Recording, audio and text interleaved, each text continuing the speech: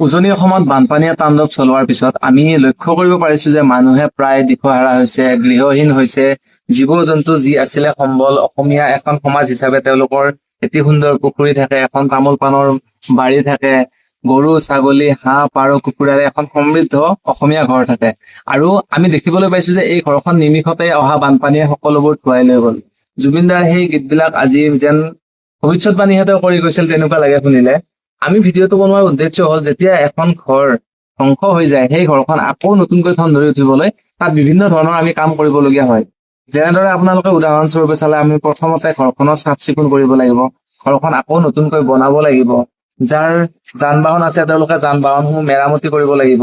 আৰু এই কামবিলাক কৰিবলৈ আমাক বিভিন্ন ধৰণৰ মানুহৰ প্ৰয়োজন হ'ব। যেনেদৰে আপোনালোকৰ ঘৰত যদি এচি আছে, এচিটো বেয়া হৈছে ভাল কৰিব লাগিব।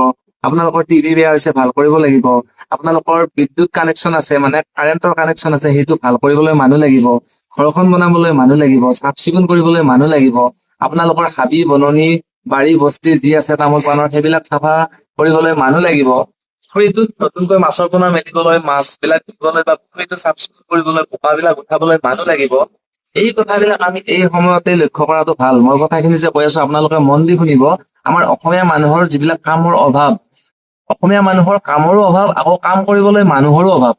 এই দুয়োটা অভাৱে আমাক একেলগে এতিয়া জুৰুলা জুপুৰা যাতে কৰিব নোৱাৰে, তাৰ বাবে যিসকল মানুহে এতিয়া সুস্থ শৰীৰেৰে আছে তেওঁলোকে এই সময়ত ঠন ধৰি উঠা উচিত আৰু সকলোৱে গ্ৰুপ গ্ৰুপ হৈ ধুনীয়াকৈ কৰ্ম সংস্কৃতি গঢ়ি উঠা উচিত আৰু ইখন জিলাই সিখন জিলাক সহায় কৰা উচিত আৰু মানুহবিলাকক সুন্দৰকৈ কৰ্ম সংস্থাপন দিবলৈ যিসকল মানুহ গুণী জ্ঞানী, যিসকল মানুহে কামৰ এক পথ দেখুৱাব পাৰে বা সমাজত এক আগস্থান ল'ব পাৰে, তেওঁলোকে যেন ভাল বাৰ্তাবোৰ সকলোকে প্ৰেৰণ কৰে, যাতে এই সমাজসমূহ, আমাৰ যি এক সমাজ ব্যৱস্থা, অসমীয়া সমাজ ব্যৱস্থা, এই অসমীয়া সমাজ ব্যৱস্থা যাতে হেৰাই নাযায় আৰু তাতে শিৱসাগৰ, যোৰহাটৰ দৰে এক সম্ভ্ৰান্ত নগৰী যাতে হেৰাই নাযায়, ৰজাদিনীয়া সেই সৌৰ্য বীৰ্য যাতে হেৰাই নাযায়, তাৰ প্ৰতি আমি লক্ষ্য ৰাখি আমি সদায় কৰ্মোদ্যমী হ'ব লাগে।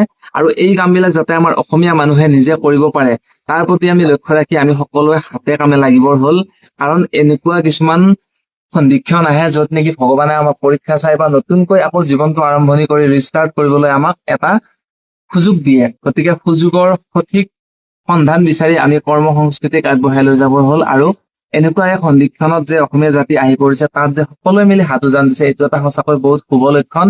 আৰু অনৈক্যৰ মাজতো ঐক্য বুলি ক'বলৈ হ'লে এনেকুৱা কিছুমান পৰিস্থিতিতে দেখিবলৈ পোৱা যায় য'ত নেকি মানুহে জাতি ধৰ্ম পাহৰি কেৱল এখন আমি ৰাজ্যৰ মানুহ, আমি অসমৰ মানুহ, আমি এই মাটিতে থাকিব লাগিব, একেখন জিলা একেখন গাঁৱতে থাকিব লাগিব বুলি মিলি জুলি ইজনে সিজনক সহায় কৰি এই দুৰ্যোগৰ পৰা হাত সাৰি গ'ল। কিন্তু আকৌ এই নগৰখন, এই চহৰখন, এই গাঁওখনক খন ধৰাই উঠাবলৈ কিন্তু আপোনালোকে লাগিব।